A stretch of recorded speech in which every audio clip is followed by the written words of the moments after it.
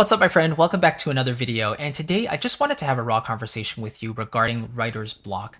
I actually did an episode on writer's block before a couple of years ago, but I thought this is a topic that's pretty important to all of us, and it's pretty much impacted us at some point or another. As creatives, we sometimes run out of juice, right? So I want to share with you three things that will essentially help you get rid of writer's block, or at least overcome that momentary hurdle, hopefully, to help you either write more music or go back to your regular routine and get rid of it as quickly as possible. So before we dive into those three tips, I want to give you something free to start things off, and I call this the composer's mindset.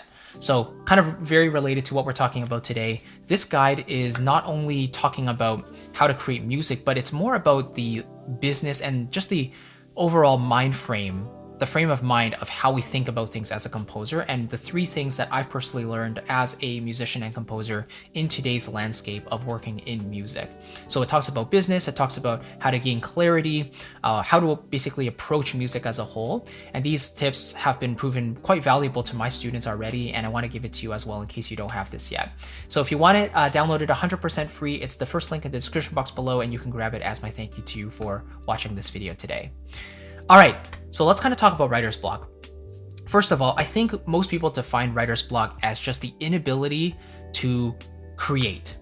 It's just like you're used to writing, it comes really easily, but then suddenly it feels like you shut the stream off, and suddenly I just can't come up with ideas no matter how hard I try. And it becomes so frustrating, and it's almost scary in a way. It's like, have I actually run out of ideas? Like, I don't think I can write anymore. And that's such a scary, hollowing feeling when you come across it. And God knows I felt it as well. But yeah, there's a couple things I've tried to kind of switch it up a bit for me and kind of regain my sense of confidence and enable me to start writing again in a smoother and seamless way. So the first thing I want to talk about is listening to new music. I think this is one of the most powerful things we can actually do when we're feeling this way, because listening to new music, especially as a composer and songwriter, it refuels us with new content, with new ideas that establish what other people have been doing, but we also at the same time can start to internalize those concepts and those devices and potentially use those in our own writing as well.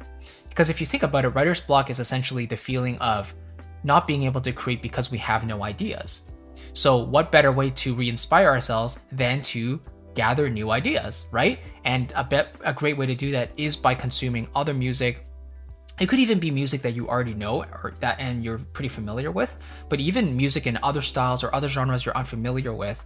To have a listen to those, listen with a critical ear, start to listen to maybe what instrumentation is being used, what type of articulations, how they're arranged together. Like, all of this stuff starts to accumulate together into these innate decisions and these innate realizations that you start to have while listening to the stuff.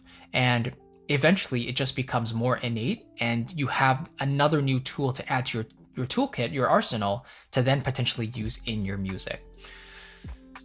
So yeah, whether it's a chord progression, whether it's a melody style, like maybe you prefer to write more steps and smooth lines, but suddenly these other melodies that you hear have these big jumps and leaps, maybe that can inspire you and give you some variation in your existing melodies, So new devices you can incorporate, maybe it's arranging or mixing, all of that stuff can account for new ideas in your toolkit. So that's the first thing, is to listen to new music, which can really just juice you up and re-inspire your creative process. The second thing is more of a physical thing, and that is to change your environment.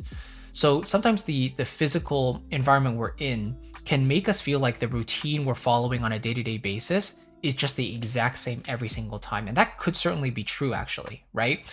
Because, when we set up our studios, in this case, I'm actually in my bedroom, but this is where I produce music. I produce music here, I create content here, this is where I work. So if I work in here every single day, then the days kind of start to blur together and everything around me starts to feel like it's all the same. So it could just be as simple as maybe moving a plant around to the other side of your desk, or maybe moving your light higher up on a stand, or a more extreme version would be maybe to relocate your studio entirely. Or maybe if you have a studio monitor, or a computer that can be moved around, it's more portable, like a laptop, you might want to work in a different room. you know? So changing up your physical space and your physical environment can really just give you some new alert feelings in your brain, right? Because your brain has to start to adjust to what's around you. You see new things, you smell new things, it's a new stimuli. So those all added up together can create those new sparks in your brain that might inspire some new ideas that you didn't have previously in your old location. So that changing up the physical environment is definitely something that I could recommend to at least try if you're feeling stuck and you're feeling writer's block. And then the third one is probably one of the most obvious ones, and that is to just simply take a break. This is one that I think frustrates a lot of people because it's not like we don't want to work. It's like we're trying to work and we just can't get anything out. And it's so frustrating.